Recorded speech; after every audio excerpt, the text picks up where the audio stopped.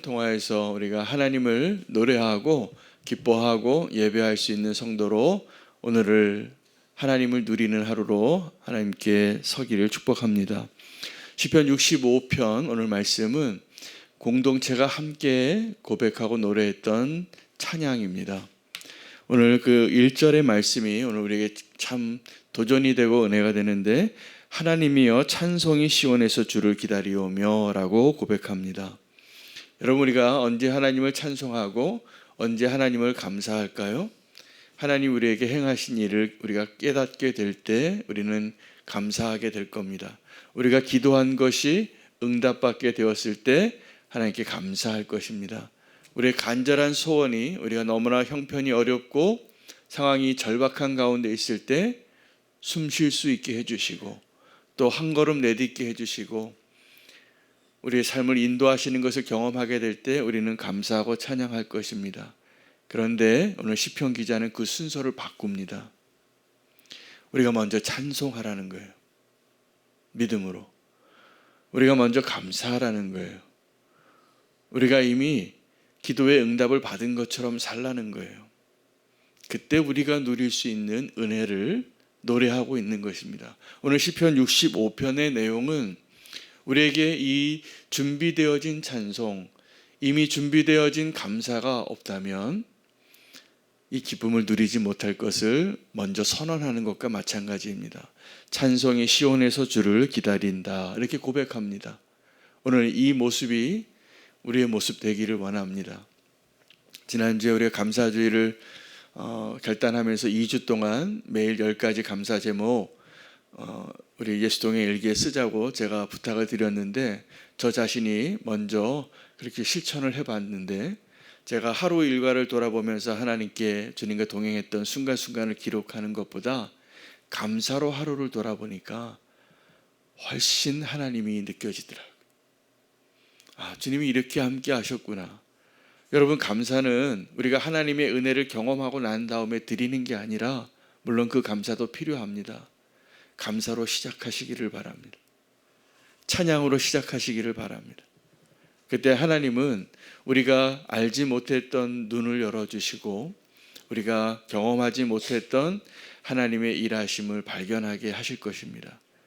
하나님 우리를 왜 창조하시고 우리를 이 예배의 자리, 구원받은 자리, 하나님의 백성의 자리를 우리에게 소개하고 그 이름으로 부르실까요?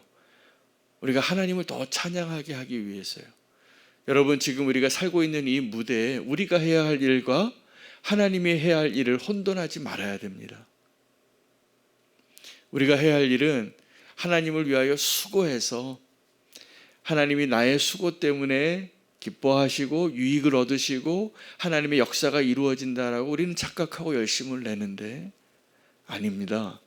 사실은 오늘 본문에 보면 두 가지 찬양의 이유를 이야기하고 있는데, 하나는 성소의 아름다움을 발견한, 예배의 기쁨을 발견한 것이고, 또 하나는 이 후반부의 내용은 이 땅에 이 세상을 창조하시고 운영하시고 기경하시는, 마치 온 세상을 농사짓는 농부와 같으신 모습이에요. 모든 것에 하나님의 수고하심이 담겨져 있는 거예요. 저 산이 세워지고 우리에게 일용할 양식, 그 곡식 하나 얻기까지 하나님이 어떻게 일하셨는가를 기록하고 있어요.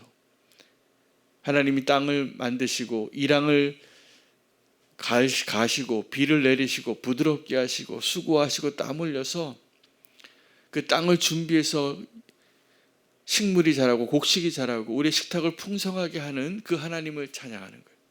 우리는 그냥 당연하게 매끼 먹는 그 음식이, 그거 하나 그냥 우리는 먹고 맛있다 이렇게 감사할 수도 있지만, 시편 기자의 감사는 내 지금 식탁에 차려진 이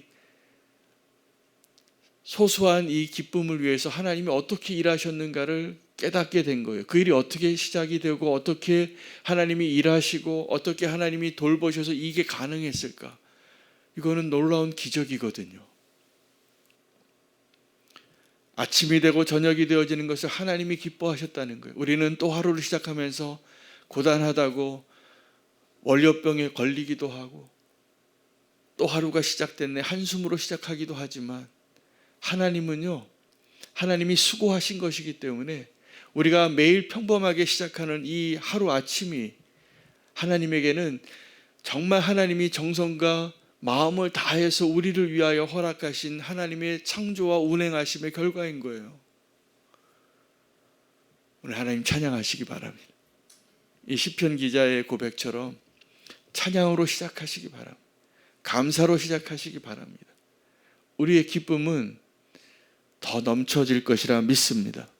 여러분, 은혜는 우리가 자격이 없는데 감당할 수 없을 정도로 넘치게 부어지시는 것이 은혜입니다.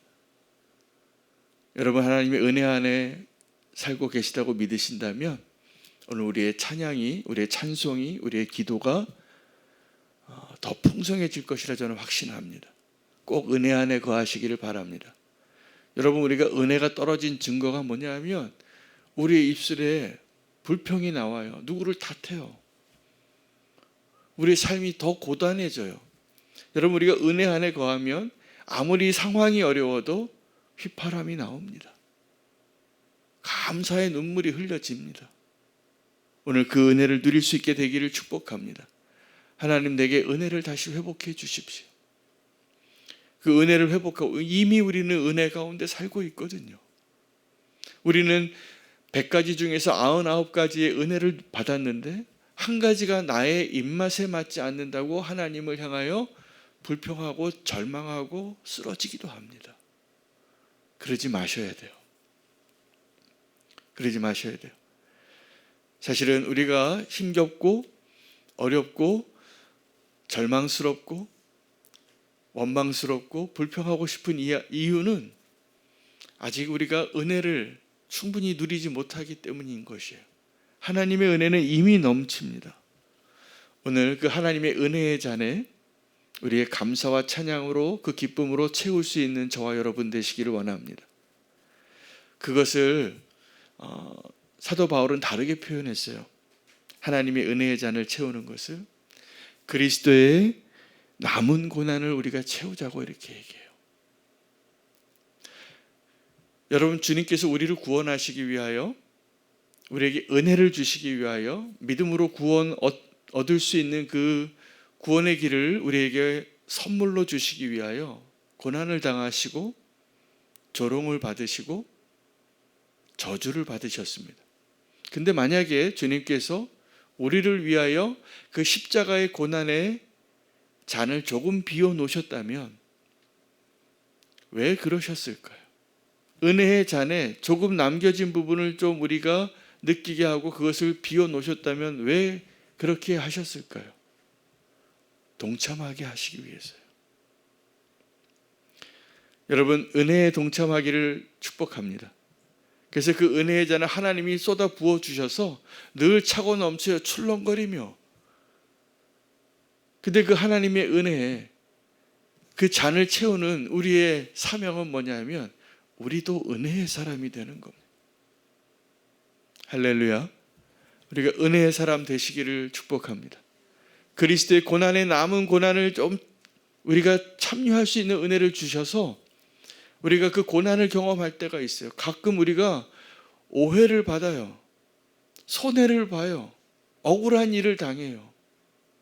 이게 은혜입니다. 우리가 주님과 함께 동행하는 길을 걷고 있다면. 여러분, 은혜의 특징은 넘치고 넘치는 거예요. 우리는 그 은혜를 받을 자격이 없는 자예요. 그런데 그럼에도 불구하고 우리에게 부어주시는 게 하나님의 은혜잖아요. 여러분, 은혜의 그 시작은 우리의 간구 때문이 아니라 하나님의 사랑 때문에 시작되는 겁니다. 그런데 우리는 그 은혜를 왜 잃어버리냐 하면 우리가 받은 은혜를 가지고 비교하는 거예요. 내가 수고한 것으로 얻은 줄 알고, 하나님이 우리의 삶에 허락하신 그 모든 은혜를 오늘 결론을 잘 내리시기 바랍니다. 그게 내가 수고하고 열심히 일했기 때문에 소유한 것입니까? 아니면 하나님이 은혜로 주셨기 때문에 지금 내가 누리는 것입니까? 하나님이 은혜로 주신 거라면 우리가 그것을 비교할 수 없습니다. 우리가 해야 할 일은 하나님의 은혜를 감사하고 만족하고 기뻐하는 것입니다. 여러분, 하나님의 은혜에 우리가 불순종할 때가 있어요. 이해 못하고 있으니까. 그러나 그 하나님의 은혜에 만족하지 못하는 것은 더 큰 죄입니다. 하나님의 은혜를 오늘 만족하시는 은혜로, 감사하는 은혜로 사시기를 원합니다. 그래서 사도 바울이 주의 일을 더 열심히 잘하고 싶어서 이게 하나님의 영광에 가리게 되니까 그 육체의 연약함을 좀 고쳐달라고.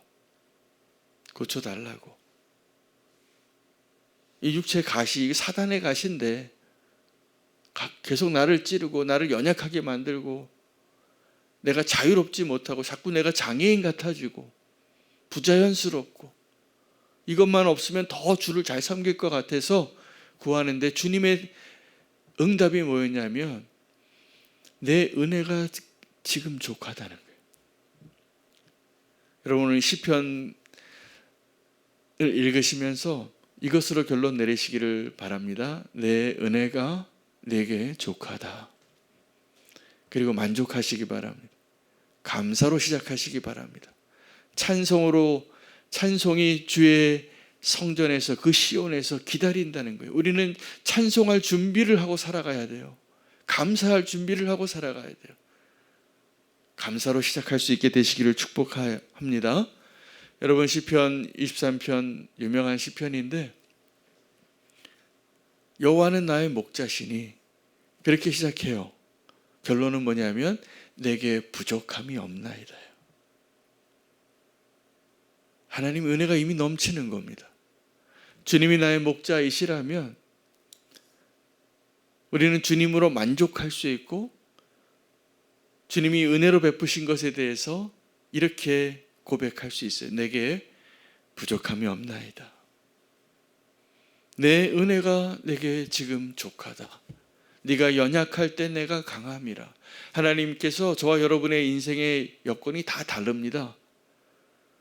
어떤 분은 좀 가난하기도 하고, 어떤 분은 좀 건강이 약하기도 하고, 어떤 분은 가정에 늘 고민거리가 있어요. 내 힘으로 해결할 수 없는 그런 일들이 생겨요. 여러분, 내가 잘못한 게 아닌데 어떤 일들이 어려워지면 그건 하나님의 목적과 의도가 있으신 거예요. 그건 은혜예요. 내가 뭔가 잘못해서 내 책임 때문에 어떤 그 책임을 져야 하는 고난의 길을 들어간다면 그것도 은혜예요. 사실은 하나님 앞에서 우리는 그 과오 때문에 심판받고 정죄받아야지 끝날 인생이에요. 그런데 하나님께서 우리를 포기하지 않으시니까 징계하시는 거예요. 더 굳건하게, 더 은혜로 우리를 인도하시기 위하여. 여러분, 하나님은 선하십니다. 여호와는 나의 목자시니 내게 부족함이 없나이다. 오늘 이 고백으로 이 시편을 다시 한번 하나님의 음성으로 들으시고 찬양과 감사로 시작하는 오늘 하루가 되시기를 축복합니다. 주님을 찬양합니다. 오늘 말씀 붙잡고 함께